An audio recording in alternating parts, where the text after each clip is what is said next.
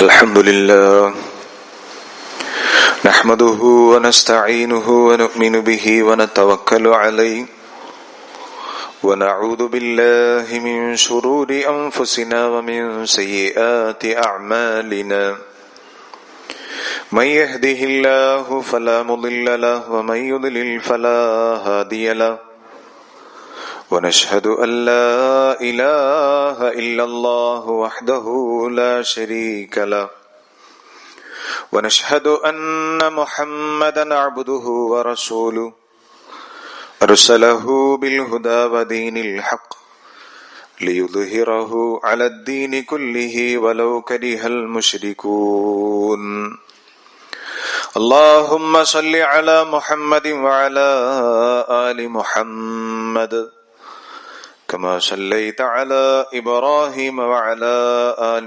إبراهيم إنك حميد مجيد اللهم بارك على محمد وعلى آل محمد كما باركت على إبراهيم وعلى آل إبراهيم إنك حميد مجيد أما بعد فإن خير الكلام كلام الله وخير السنن سنن محمد صلى الله عليه وسلم وشر الأمور محدثاتها وكل محدثة بدعة وكل بدعة ضلالة اتقوا الله عباد الله أعوذ بالله من الشيطان الرجيم بسم الله الرحمن الرحيم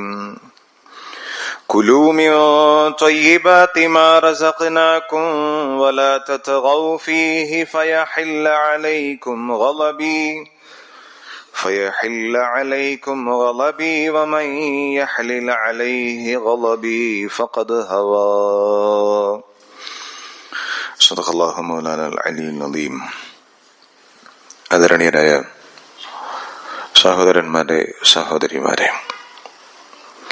റബ്ബ് സുബ്ഹാനഹു വ തആലയുടെ കൽപ്പനാ നിർദ്ദേശങ്ങൾ പാലിച്ചുകൊണ്ടും വിലക്കുകളിൽ നിന്ന് മാറി നിന്നുകൊണ്ടും തഖ്വ നിറഞ്ഞ ജീവിതം നയിക്കാൻ പരിശ്രമിക്കണമെന്ന് എന്നോടെന്ന പോലെ നിങ്ങൾ ഓരോരുത്തരോടും വസിയത്ത് ചെയ്യുകയാണ്, ഓർമ്മിപ്പിക്കാൻ. അള്ളാഹു നമുക്കതിനുള്ള തൗഫീഖും സന്മനസ്സും നൽകുമാറാവട്ടെ. ഏതൊരു മനുഷ്യന്റെയും വളരെ അത്യാവശ്യമായ, ഏറ്റവും പ്രധാനപ്പെട്ട ഒരാവശ്യമാണ് ഭക്ഷണം എന്ന് പറയുന്നത്. മനുഷ്യർ തമ്മിലങ്ങനെ ഭക്ഷണത്തിന്റെ പേരിൽ അടികൂടാറില്ലെങ്കിലും മൃഗങ്ങൾ തമ്മിൽ നടക്കുന്ന ആക്രമണം ഏറെക്കുറെ ഭക്ഷണം എന്ന ആവശ്യത്തെ മുൻനിർത്തിയാണ്. ഒരു മൃഗം മറ്റൊരു മൃഗത്തെ ആക്രമിച്ച് കീഴടക്കുന്നത്, ഇരയാക്കി മാറ്റുന്നത് ഭക്ഷണം എന്ന ആവശ്യം പൂർത്തീകരിക്കുന്നതിന് വേണ്ടിയിട്ടാണ്. നമ്മൾ മനുഷ്യന്മാർ ഏറെക്കുറെ ഒരു പരിധിവരെ നമ്മുടെ ജീവിതത്തിന്റെ പരക്കം പാച്ചിലും ഈ ഒരാവശ്യം പൂർത്തീകരിക്കാൻ തന്നെയാണ്. അരച്ചാൺ അല്ലെങ്കിൽ മുച്ചാൺ വയറ്, ആ വയറിന്റെ ആവശ്യം പൂർത്തീകരിക്കാനാണ്. വജഅൽന അന്നഹാറ മആശ, പകലിനെ നാം നിങ്ങൾക്ക് ഉപജീവന വൃത്തി തേടാനുള്ള സമയമാക്കി നിശ്ചയിച്ചിരിക്കുന്നു എന്ന് അല്ലാഹു സുബ്ഹാനഹു വ തആല തന്നെ പറയുന്നുണ്ട്. ഭക്ഷണം ഒരു സംസ്കാരമാണ്. ആഹാര രീതി ഒരു സംസ്കാരമാണ്. ഒരു മുസ്ലിമിന്റെ വ്യക്തിത്വം അവന്റെ ആഹാരത്തിലും ഭക്ഷണ രീതിയിലും അതിൽ കാണിക്കുന്ന മര്യാദയിലും പ്രകടമാവും. നിസ്സാരമല്ല അത്. ഒരു കാഞ്ഞിരമരത്തിന്റെ ഇലയും കൊമ്പും കായും പൂവുമെല്ലാം കഴിക്കുന്നത് പോലെ മുസ്ലിം അയാളുടെ ജീവിതത്തിലെ എല്ലാ മേഖലകളിലും ഇസ്ലാം നിഴലിക്കേണ്ടതുണ്ട്. ഭക്ഷണത്തെക്കുറിച്ച്, ആഹാരത്തെക്കുറിച്ച് പറഞ്ഞപ്പോ അള്ളാഹു 2 കാര്യങ്ങളാണ് ഉണർത്തി പറഞ്ഞത്. യാ അയ്യുഹന്നാസ് കുലൂ മിമ്മാ ഫിൽ അർളി ഹലാലൻ ത്വയ്യിബൻ. നിങ്ങൾ ഹലാലായത് കഴിക്കണം. രണ്ടാമത് പറഞ്ഞത് ത്വയ്യിബായത് കഴിക്കണം. ഹലാൽ എന്ന് പറഞ്ഞാൽ ആത്മാവിനെ ശുദ്ധമാക്കി നിലനിർത്താൻ പറ്റുന്ന ഭക്ഷണം കഴിക്കണം. അവിഹിതമായി അന്യായമായി സമ്പാദിച്ചതും നേടിയതും കഴിക്കരുത്. അങ്ങനെ കഴിച്ചാൽ അത് ആത്മാവിനെയാണ് മലിനീകരിക്കുക, ആത്മാവിനെയാണ് കളങ്കപ്പെടുത്തുക. അപ്പോ സ്പിരിച്വൽ തലത്തിൽ ശുദ്ധത കൈവരിക്കാനുള്ളതാണ് ഹലാൽ എന്ന് പറഞ്ഞാൽ ഉദ്ദേശിക്കുന്നത്. രണ്ടാമത്തത് ത്വയ്യിബൻ, ശുദ്ധമായത്, ശരീരത്തിന് മോശമൊന്നും വരുത്താത്തത്, ശരീരത്തിന് കേടില്ലാത്തത്. അതുകൊണ്ടാണ് നമ്മൾ ചീഞ്ഞതും പുളിച്ചതും കെട്ടതും ഒന്നും കഴിക്കാത്തത്. കാരണം അത് ത്വയ്യിബല്ല, ത്വയ്യിബ് മാറിയതാണ്.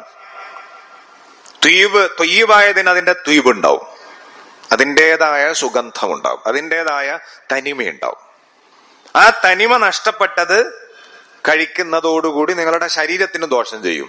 നന്നെ ചുരുങ്ങിയത് വയറിനെങ്കിലും ബുദ്ധിമുട്ടുണ്ടാക്കും. അപ്പോ ഹലാലായിരിക്കണം കഴിക്കുന്നത്, അതുപോലെ തന്നെ ത്വയ്യിബും ആയിരിക്കണം. കഴിക്കേണ്ടതെല്ലാം കഴിക്കണം, ശരീരത്തിന് ആവശ്യമുള്ളതെല്ലാം കഴിക്കണം. ആത്മപീഠ പാടില്ല. ഭക്ഷണം കഴിക്കാതെ പട്ടിണി കിടന്നുകൊണ്ട് രോഗം വരുത്തി വെക്കാൻ വേണ്ടി പാടില്ല. പൊതുവെ അതാരും ചെയ്യാറില്ല. മതത്തിന്റെ വക്താക്കൾ തെറ്റായ രൂപത്തിൽ ഉണ്ടാക്കിയതാണെങ്കിലും ഭക്ഷണം ഒരു പ്രധാനപ്പെട്ട ഘടകമാണ്, ഏതു മതത്തിലാണെങ്കിലും. നമ്മളിലേക്ക് വന്നു കഴിഞ്ഞാൽ ഈരടി കഴിഞ്ഞാൽ പിന്നെ ചീരണി ഉണ്ടാവും. ഭക്ഷണം ഒഴിവാക്കിയിട്ടുള്ള പരിപാടി ഉണ്ടാവില്ല. മതം അങ്ങനെ പ്രോത്സാഹിപ്പിക്കാറില്ല. അത് പ്രവാചക മതമാണെങ്കിലും പുരോഹിത മതമാണെങ്കിലും. മന്ത്രവും മന്ത്രോച്ചാരണവും ഒക്കെ കഴിഞ്ഞാൽ പ്രസാദ സദ്യ ഉണ്ടാവും. അപ്പൊ അങ്ങനെ ഭക്ഷണം ഒഴിവാക്കിക്കൊണ്ടുള്ള ഒരു പീഡനം യഥാർത്ഥത്തിൽ ഇസ്ലാം അനുവദിക്കുന്നില്ല. രണ്ടാമതായി ശ്രദ്ധിക്കേണ്ട സംഗതി, നിയമലംഘനം, അവകാശ ലംഘനം ഭക്ഷണത്തിന്റെ കാര്യത്തിൽ ഉണ്ടാവാൻ പാടില്ല എന്നതാണ്. ഇസ്റാഫ്, പരിശുദ്ധ ഖുർആൻ ആ രൂപത്തിലാണ് അതിനെ വിശദീകരിച്ചിരിക്കുന്നത്. അതിര് കവിയുക. ഭക്ഷണത്തിന്റെ കാര്യത്തിൽ, ഭക്ഷണം ഉപയോഗിക്കുന്ന കാര്യത്തിൽ, ഭക്ഷണം വിളമ്പുന്ന കാര്യത്തിൽ, ഭക്ഷണം ഒരുക്കുന്ന കാര്യത്തിലൊക്കെ അതിര് കവിയുക എന്നതാണ് തെറ്റാണത്. അത് നീതി നിഷേധം കൂടിയാണ്. പട്ടിണി കിടന്നുകൊണ്ട് മരണങ്ങൾ സംഭവിക്കുന്നുണ്ട് ലോകത്ത്. പോഷകാഹാരം കിട്ടാത്തതിന്റെ പേരിൽ പ്രയാസപ്പെടുന്ന തലമുറ ലോകത്തുണ്ട്. അതുകൊണ്ട് തന്നെ അത് നീതി നിഷേധമാണ്. എന്നതുപോലെ തന്നെ ഭക്ഷണത്തിന്റെ കാര്യത്തിലുള്ള ഇസ്രാഫിന്റെ വില വലുതാണ്. ഭക്ഷണ കാര്യത്തിലുള്ള ഇസ്രാഫിന്റെ വില വളരെ വലുതാണ്. അള്ളാഹു മുസ്രിഫീങ്ങളെ, ഇസ്രാഫ് നടത്തുന്നവരെ ഇഷ്ടപ്പെടുന്നില്ല എന്ന് ഖുർആനിൽ 2 സ്ഥലത്തെ പ്രയോഗിച്ചിട്ടുള്ളൂ. അത് രണ്ടും ഭക്ഷണത്തിന്റെ കാര്യത്തിലാണ്, രണ്ടും ആഹാരത്തിന്റെ കാര്യത്തിലാണ്. ഒന്ന് സൂറത്തുൽ അഅറാഫ്, യാ ബനീ ആദമ ഖുദൂ സീനതകും ഇൻദ കുല്ലി മസ്ജിദിൻ. അല്ലയോ മനുഷ്യ മക്കളെ, നിങ്ങൾ ഓരോ ആരാധനയുടെ സമയത്തും സൗന്ദര്യം സ്വീകരിക്കണം. വൃത്തികെട്ട രൂപത്തിൽ, ശരീരത്തിൽ വൃത്തികേടുള്ള രൂപത്തിൽ, ശരീരത്തിന്റെ കോലം തന്നെ വൃത്തികേടായ രൂപത്തിൽ അള്ളാന്റെ മുമ്പിൽ ഇബാദത്തിന് നിൽക്കരുത്. ആ സമയത്ത് സൗന്ദര്യം സ്വീകരിക്കണം, കൂട്ടത്തിൽ നല്ലത് ഉടുക്കണം. വകുലു വശ്റബു, നിങ്ങൾ തിന്നണം, കുടിക്കണം. വലാ തുസ്രിഫു, നിങ്ങൾ അക്കാര്യത്തിൽ അതിരുവിടരുത്, ധൂർത്ത് കാണിക്കരുത്, ദുർവിനിയോഗം നടത്തരുത്. ഏതില്? ഭക്ഷണത്തിന്റെ കാര്യത്തിൽ. ഇന്നഹു ലാ യുഹിബ്ബുൽ മുസ്രിഫീൻ. ദൂർത്ത് കാണിക്കുന്നവരെ അള്ളാഹു ഇഷ്ടപ്പെടുകയില്ല, അള്ളാഹു അവരെ സ്നേഹിക്കുന്നില്ല. ഒന്ന്. രണ്ടാമത്തെ പ്രയോഗം ഇതേ ഭക്ഷണത്തെ കുറിച്ച് തന്നെയാണ്. വഹുവല്ലദീ അൻശഅ ജന്നാത്തിൻ മഅറൂശാത്തിൻ വഗൈറ മഅറൂശാത്ത്. പന്തലിട്ടുകൊണ്ട്, പന്തല് ഉണ്ടാക്കിക്കൊണ്ടുള്ള തോട്ടങ്ങളുണ്ട്, പന്തലിന്റെ ഒന്നും ആവശ്യമില്ലാത്ത തോട്ടങ്ങളും ഉണ്ട്. രണ്ടു തരം വിളവുകൾക്കനുസരിച്ചാണ്, വിളവുകൾക്കനുസരിച്ചാണ്. വന്നഖൽ, ഈന്തപ്പനയുണ്ട്. വസ്സറഅ മുഖ്തലിഫൻ ഉകുലുഹു, രുചി വ്യത്യാസമുള്ള ധാരാളം കൃഷി ഉൽപ്പന്നങ്ങൾ വേറെയുണ്ട്. വസ്സൈത്തൂൻ, ഒലീവ് ഉണ്ടാക്കി തന്നവൻ അവനാണ്. വർറുമാൻ, മാതളം, പൊംഗ്രനേറ്റ്, അനാറ് ഉണ്ടാക്കി തന്നവൻ അവനാണ്. മുതശാബിഹൻ വഗൈറ മുതശാബിഹ്, കാണാൻ സാദൃശ്യമുള്ളതും രുചിയിൽ സാദൃശ്യമുള്ളതും സാദൃശ്യമില്ലാത്തതും, കാണാനും രുചിയിലും സാദൃശ്യമുള്ളതും സാദൃശ്യമില്ലാത്തതും.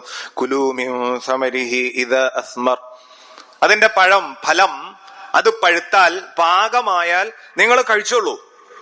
വആതു ഹഖഹു യൗമ ഹസാദി, വിളവെടുപ്പിന്റെ ദിവസം, കൊയ്ത്ത് നടക്കുന്ന ദിവസം അതിന്റെ ഹക്ക് നിങ്ങൾ കൊടുത്തു വീട്ടുകയും ചെയ്യണം. കാർഷിക ഉൽപ്പന്നത്തിന്, കാർഷിക സമ്പത്തിന് കൊല്ലം തികയേണ്ടതില്ലല്ലോ. എപ്പോഴാണോ വിളവെടുപ്പ്, ആ വിളവെടുപ്പ് നടത്തുന്ന ദിവസം തന്നെ നിസാബ് എത്തിക്കഴിഞ്ഞാൽ കാർഷിക വിളക്ക് സക്കാത്ത് കൊടുക്കണം. കൊല്ലം തികയാനൊന്നും കാത്തുകണ്ടയില്ല, കൊയ്ത്തിന്റെ ദിവസം തന്നെ കൊടുക്കണം. വലാ തുസ്രിഫൂ, ഭൂമിയിൽ തനിയെ മുളക്കുന്നതാണെങ്കിൽ തന്നെയും, ഫ്രൂട്ട്സ് അങ്ങനെ ഉണ്ടാവുന്നതാണെങ്കിൽ തന്നെയും, വലാ തുസ്രിഫൂ, നിങ്ങൾ അതിര് കവിയരുത്, ദൂർത്തടിക്കരുത്. ഇന്നഹു ലാ യുഹിബ്ബുൽ മുസ്രിഫീൻ, തീർച്ചയായും ദൂർത്തടിക്കുന്ന ആളുകളെ അള്ളാഹു ഇഷ്ടപ്പെടുന്നില്ല. രണ്ട് സ്ഥലത്തും ദൂർത്തന്മാരെ അള്ളാഹു ഇഷ്ടപ്പെടുന്നില്ല എന്ന് പറഞ്ഞ മുസ്രിഫീങ്ങളെ കുറിച്ച് പറഞ്ഞിട്ടുള്ളത് രണ്ട് സ്ഥലത്തും ആഹാരത്തെ കുറിച്ചാണ്. പ്രിയപ്പെട്ടവരെ, അതിനേക്കാൾ ഗൗരവപ്പെട്ട ഒരു സംഗതി നമ്മൾ ചിന്തിക്കേണ്ടത്, പ്രത്യേകിച്ച് കല്യാണങ്ങളും മാമാങ്കങ്ങളും എല്ലാം ആ ഒരു പരുവത്തിലേക്ക് നമ്മൾ മാറ്റിക്കൊണ്ടിരിക്കുന്ന സന്ദർഭത്തിൽ,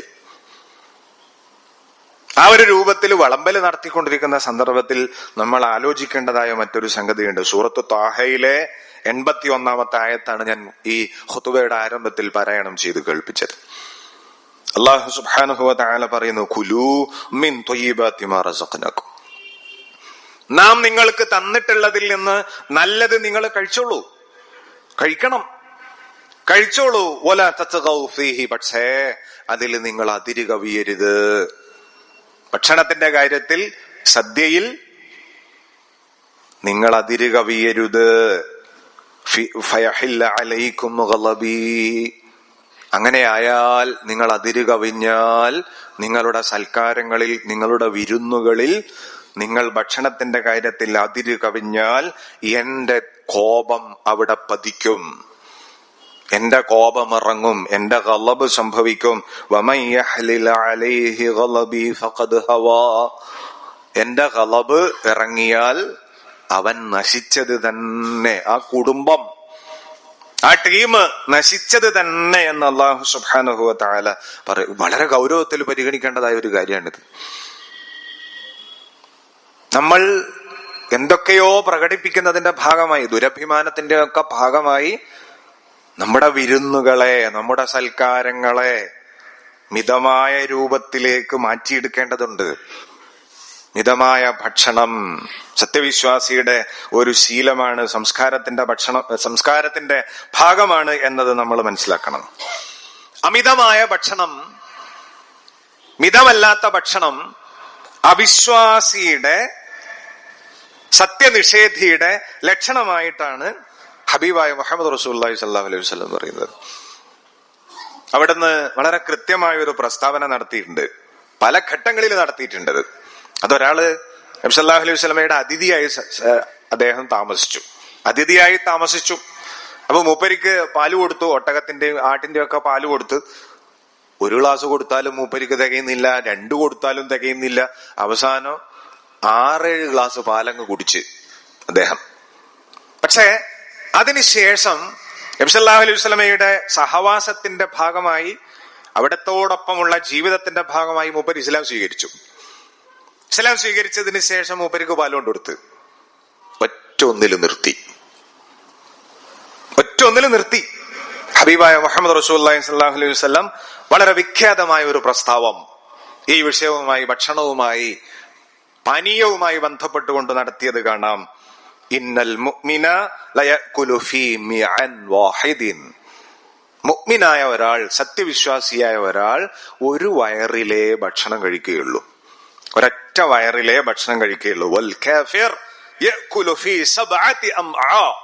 അതേ അവസരത്തിൽ ഒരു സത്യനിഷേധി 7 വയറിൽ ഭക്ഷണം കഴിക്കും. 7 വയറിൽ ഭക്ഷണം കഴിക്കും. വയറാണോ ബഹറാണോ എന്ന് ചോദിക്കാറില്ലേ? കടലാണോ കൊടലാണോ? സത്യവിശ്വാസി ഒറ്റ കൊടലിലേ കഴിക്കൂ.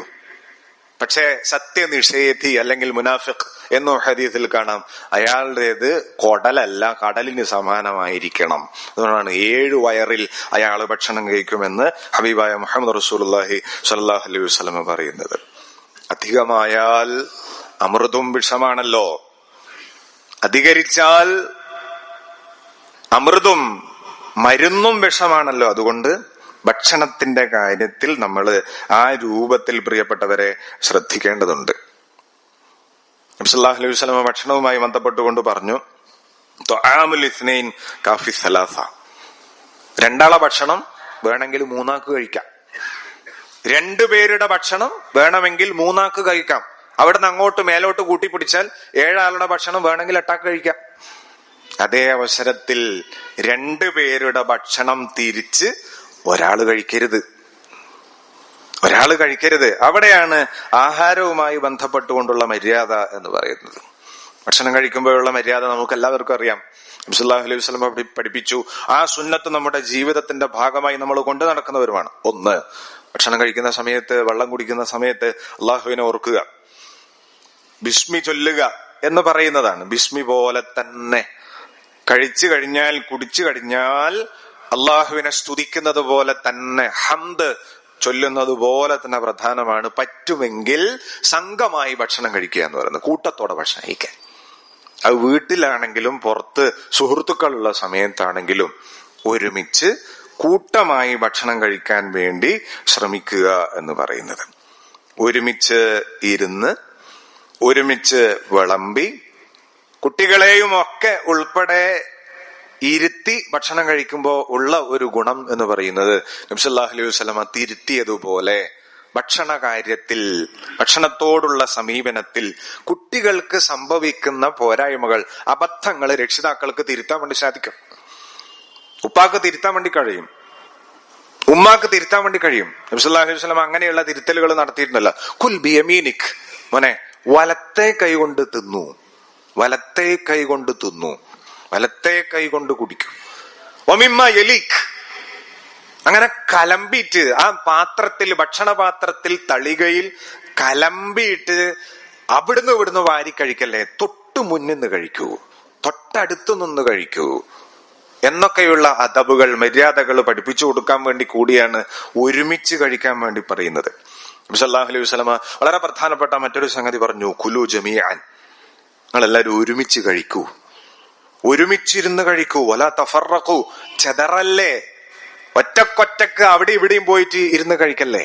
ഓരോരുത്തരും ഓരോ ഫോണും പിടിച്ചിട്ട് ഓരോരോ മൂലക്ക്, ഓരോരോ സോഫമ്മല്, ഓരോരോ കസേരമ്മല്, എല്ലാരും കൂടി ഒരുമിച്ചിട്ട് ഒരു ഡൈനിങ് ടേബിളിന്റെ മേലെ ഇരുന്ന് കഴിക്കൂ, ഒരുമിച്ചിരുന്ന് കഴിക്കൂ. ഫഇന്നൽ ബറകത മഅൽ ജമാഅ. വീട്ടിലും കുടുംബത്തിലും ആണെങ്കിലും ബറക്കത്ത് വേണമെങ്കിൽ, അള്ളാഹുവിന്റെ ബറക്കത്ത് വേണമെന്നുണ്ടെങ്കിൽ അത് കൂട്ടത്തോടെ കഴിക്കുമ്പോഴാണ് ഉണ്ടാവുക. വീട്ടിലും കുടുംബത്തിലും എല്ലാം അങ്ങനെയാണ് ഉണ്ടാവുക എന്ന് ഹബീബായ മുഹമ്മദ് റസൂലുള്ളാഹി സ്വല്ലല്ലാഹു അലൈഹി വസല്ലം പഠിപ്പിച്ചത് കാണണം. ഭക്ഷണവുമായി ബന്ധപ്പെട്ടുകൊണ്ട് ചില കുടുംബങ്ങളിലെങ്കിലും, ചില വീടുകളിലെങ്കിലും നമുക്ക് കാണാൻ വേണ്ടി സാധിക്കുന്നത്, മക്കള് ചിലപ്പോ ഭരണിപ്പാട്ട് അല്ലെങ്കിൽ അങ്ങനെയുള്ള ചില ഡിക്ഷണറിയും അത്തരം പദങ്ങളും പഠിക്കുന്നത് വീട്ടിൽ നിന്ന് തന്നെയായിരിക്കും. ഭക്ഷണത്തിന്റെ മുന്നിൽ നിന്ന് കുടുംബനാഥൻ പറയുന്നത് അല്ലെങ്കിൽ ഉപ്പ പറയുന്നത് ഒക്കെ കേട്ടുകൊണ്ടായിരിക്കും മൂപ്പർ ആ ഡിക്ഷണറി കോപ്പി ചെയ്യുന്നത്, ആ ഡിക്ഷണറിയിലുള്ള വാക്കുകള് പറയാൻ വേണ്ടി ശ്രമിക്കുന്നത്, ഉപ്പ ഇൻസൾട്ട് ചെയ്യുന്നത്, ഉപ്പ ആളുകളുടെ മുന്നിൽ വെച്ചുകൊണ്ട് മാനം കെടുത്താൻ വേണ്ടി ശ്രമിക്കുന്നത്. ഭക്ഷണവുമായി ബന്ധപ്പെട്ടുകൊണ്ട് ഹബീബായ മുഹമ്മദ് റസൂലുള്ളാഹി സ്വല്ലല്ലാഹു അലൈഹി വസല്ലമയുടെ ഒരു രീതി ഇങ്ങനെയാണ്, സുന്നത്ത് ഇങ്ങനെയാണ്. ലാ യഈബു മഅകൂലൻ, ഒരൊറ്റ ഭക്ഷണത്തെയും റസൂലുള്ളാഹി സ്വല്ലല്ലാഹു അലൈഹി വസല്ലം കുറ്റം പറയാറില്ല. ഒരൊറ്റ ഭക്ഷണത്തിന്റെയും കുറ്റം പറയാറില്ല, ന്യൂനത പറയാറില്ല. ഇദാ അഅജബഹു അകല, ഇഷ്ടപ്പെട്ടാൽ കഴിക്കും. ഇനി ഇഷ്ടപ്പെട്ടില്ലെങ്കിലോ വ ഇല്ല തറക, ഇഷ്ടപ്പെട്ടില്ലെങ്കിൽ എനിക്ക് വേണ്ട എന്ന് പറയും. അത് കുറഞ്ഞ് ഇത് കൂടിപ്പോയി അതങ്ങനെയായി എന്ന് പറയുന്ന ന്യൂനത പറച്ചിലില്ല എന്ന് പറയുന്നത് പ്രിയപ്പെട്ടവരെ നമ്മളെല്ലാവരും മാതൃകയാക്കേണ്ട ഏറ്റവും വലിയ സുന്നത്താണ്. ഏറ്റവും വലിയ സുന്നത്തുകളിൽപ്പെട്ടതാണ് അത് എന്നത് നമ്മൾ ഓരോരുത്തരും മനസ്സിലാക്കണം. മറ്റൊന്ന്, വെള്ളം കുടിക്കുന്ന സമയത്ത് ഊതാതെ കുടിക്കുക. ഊത്തില്ല, അങ്ങനെയുള്ള ഊത്തൊന്നും ഇസ്ലാമിലില്ല. ഊതാതെ കുടിക്കുക. ഉച്ഛ്വാസ വായു, പുറത്തേക്ക് വരുന്ന വായു അതില് പതിക്കാതിരിക്കാനാണ് നബി സല്ലല്ലാഹു അലൈഹി വസല്ലം അങ്ങനെ പഠിപ്പിച്ചത്. അവിടുന്ന് പറഞ്ഞു ലാ തശ്റബു വാഹിദൻ കശുർബിൽ ബഅീർ, വെള്ളം കുടിക്കുമ്പോ നിങ്ങള് ഒട്ടകം കുടിക്കുന്നത് പോലെ ഒറ്റയടിക്ക് കുടിക്കരുത്. ഒട്ടകം കുടിക്കുന്നത് പോലെ ഒറ്റയടിക്ക് കുടിക്കരുത്. വലാകിൻ ഇശ്റബു മസ്ന വസുലാസ്, 2 മുറുക്കാക്കി അല്ലെങ്കിൽ 3 മുറുക്കൊക്കെ ആക്കിയിട്ട് വേണം നിങ്ങൾ വെള്ളം കുടിക്കാൻ എന്ന് ഹബീബായ മുഹമ്മദ് റസൂലുള്ളാഹി സ്വല്ലല്ലാഹു അലൈഹി വസല്ലം പഠിപ്പിക്കുന്നത് കാണാം. അതിന്റെ കൂട്ടത്തിൽ ഞാൻ നേരത്തെ പറഞ്ഞല്ലോ, ആതിഥ്യ മര്യാദ നമ്മൾ പാലിക്കണം. ഒരാളെ വിളിച്ചിട്ടുണ്ടെങ്കിൽ നമ്മൾ ഭക്ഷണം കൊടുക്കുന്നതിന് വേണ്ടി, കല്യാണത്തിന്റെ സദ്യ കൊടുക്കുന്നതിന് വേണ്ടി, വലീമ വിളമ്പുന്നതിന് വേണ്ടി, വലീമ സ്വീകരിക്കുന്നതിന് വേണ്ടി ഒരാളെ വിളിച്ചിട്ടുണ്ടെങ്കിൽ മൻ കാന യുഅ്മിനു ബില്ലാഹി വൽ യൗമിൽ ആഖിർ ഫൽയുക്രിം ലൈഫഹു, അല്ലാഹുവിലും അന്ത്യദിനത്തിലും വിശ്വസിക്കുന്ന ആളുകൾ ചെയ്യേണ്ടത് അതിഥികളെ ആദരിക്കുക എന്നതാണ്. അതിഥികളെ ആദരിക്കുക, അതിഥികളെ സ്നേഹിക്കുക, അതിഥികളെ പരിഗണിക്കുക എന്നതാണ്. കാലികള് മേയുന്നത് പോലെ മേഞ്ഞു തിന്നാൻ വേണ്ടി വിടാതിരിക്കുക.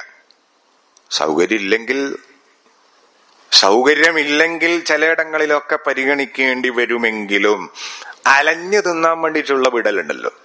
കാലികള് മേയുന്നത് പോലെ മേഞ്ഞു തിന്നാൻ വേണ്ടി വിടുന്ന ശീലം, സ്വഭാവം, സൽക്കരിക്കുന്ന ആളുകൾ, ആതിഥേയരായ ആളുകൾ, അതിഥികളുടെ കാര്യത്തിൽ നമ്മൾ ശ്രദ്ധിക്കേണ്ടതായ കാര്യമാണ്. പരിഗണിച്ചില്ല എന്നതിന്റെ പേരിൽ, അപമാനിക്കപ്പെട്ടു എന്ന പേരിൽ തിരിച്ചു പോവാൻ കാരണമാകുന്ന രൂപത്തിലാവരുത്. അതിഥികളെ ക്ഷണിച്ചിട്ടുണ്ടെങ്കിൽ അവരെ മാനമര്യാദയ്ക്ക് പരിഗണിക്കുകയും അവർക്ക് മാനമര്യാദക്ക് ഭക്ഷണം കൊടുക്കുകയും ഒക്കെ ചെയ്യുന്നത് ആതിഥ്യമര്യാദയുടെ ഭാഗമാണ്. സൂറത്തു ദാരിയാത്തിൽ മഹാനായ ഇബ്രാഹിം നബി അലൈഹിസ്സലാം അവിടുത്തെ അതിഥികളെ സ്വീകരിക്കുന്ന, സൽക്കരിക്കുന്ന രംഗം വിശദീകരിക്കുന്നുണ്ട്. ഹൽ അതാക ഹദീസു ലൈഫ് ഇബ്രാഹിമൽ മുക്രമീൻ, മാന്യന്മാരായ ഇബ്രാഹിം നബി അലൈഹിസ്സലാമിന്റെ അതിഥികളെ കുറിച്ചുള്ള വാർത്ത പ്രവാചകരെ താങ്കൾക്ക് കിട്ടിയിരുന്നോ? ഇദ്ദഖലു അലൈഹി ഫഖാലു സലാമാ, അതിഥികൾ ഇബ്രാഹിം നബി അലൈഹിസ്സലാമിന്റെ വീട്ടിലേക്ക് വന്നപ്പോ അവര് സലാം പറഞ്ഞു. ഖാല സലാം, ഇബ്രാഹിം നബി അലൈഹിസ്സലാം സലാം തിരിച്ചു മടക്കി. ഇബ്രാഹിം അലൈഹിസ്സലാം സലാം തിരിച്ചു മടക്കുകയും ചെയ്തു. എന്നിട്ട് ഇബ്രാഹിം നബി പറഞ്ഞു ഖൗമുൻ മുൻകറൂൻ, അപരിചിതരാണല്ലോ, വലിയ പരിചയമില്ലല്ലോ, വന്നവരെ കുറിച്ച് വലിയ പരിചയമില്ലല്ലോ. ഫറാഗ ഇല അഹ്ലിഹി, അങ്ങനെ ഇബ്രാഹിം നബി അലൈഹിസ്സലാം പത്നിയുടെ അടുത്തേക്ക്, അടുക്കളയിലേക്ക് പോയി, വീട്ടുകാരിയുടെ അടുത്തേക്ക് പോയി. ഫജഅ ബിഅജ്ലിൻ സമീൻ, എന്നിട്ട് നല്ല തടിച്ചു കൊഴുത്ത ബീഫുമായി, കൂറ്റനുമായി, കാളക്കൂറ്റനുമായി വന്നു, അതിന്റെ മാംസം. ഫഖറബഹു ഇലൈഹിം, അവർക്ക് വേണ്ടി അത് ബലി കൊടുത്തു എന്ന് പറഞ്ഞാൽ അതിനെ അറുത്തിട്ട് അതിന്റെ ഇറച്ചിയുമായി ഇബ്രാഹിം നബി അലൈഹിസ്സലാം വന്നു. ഖാല അലാ തഅകുലൂൻ, എന്നിട്ട് അതിഥികളോട് ചോദിച്ചു, അല്ല തിന്നുന്നില്ലേ, തിന്നൂലേ? തിന്നുമായിരുന്നില്ല, മലക്കുകളാണ്. ഇബ്രാഹിം നബി അലൈഹി ഇസ്ലാമിന് മനസ്സിലാക്കാൻ കഴിഞ്ഞിരുന്നില്ല. അതേ അവസരത്തിൽ ഇതിനെ വിശദീകരിച്ചുകൊണ്ട് മുഫസ്സിറുകൾ പറയുന്നത്, ആതിഥ്യ മര്യാദ, ഒരു മുസ്ലിം അതിഥിയെ എങ്ങനെയാണ് സ്വീകരിക്കേണ്ടത്, എങ്ങനെയാണ് പരിഗണിക്കേണ്ടത്, ലോകത്തിന് തന്നെയും ആതിഥ്യ മര്യാദ പഠിപ്പിച്ച ആളുകൾ മുസ്ലിം സമുദായമാണ്. ആ നിലക്ക് പ്രിയപ്പെട്ടവരെ, നമ്മുടെ കല്യാണ സൽക്കാരങ്ങളൊക്കെ ക്ഷണിച്ചിട്ടുണ്ടെങ്കിൽ, അതിഥികളെ വിളിച്ചിട്ടുണ്ടെങ്കിൽ അവരെ പരിഗണിക്കാനും അവരെ ആദരിക്കാനും അവർക്ക് ഭക്ഷണം നൽകേണ്ട മുറയിൽ തന്നെ ഭക്ഷണം നൽകാനുമൊക്കെ നമുക്ക് സാധിക്കണം. അല്ലാഹു സുബ്ഹാനഹു വ തആല ഇസ്ലാം അനുസരിച്ച് ജീവിക്കാനുള്ള തൗഫീഖ്, സന്മനസ് നമുക്ക് ഓരോരുത്തർക്കും നൽകി അനുഗ്രഹിക്കുമാറാവട്ടെ. അഖൂലു ഖൗലി ഹാദാ വഅസ്തഗ്ഫിറുല്ലാഹൽ അലീമ ലി വലക്കും വലിജമീഇൽ മുസ്ലിമീന അജ്മഈന ഫസ്തഗ്ഫിറൂ ഇന്നഹു ഹുവൽ ഗഫൂറുർ റഹീം.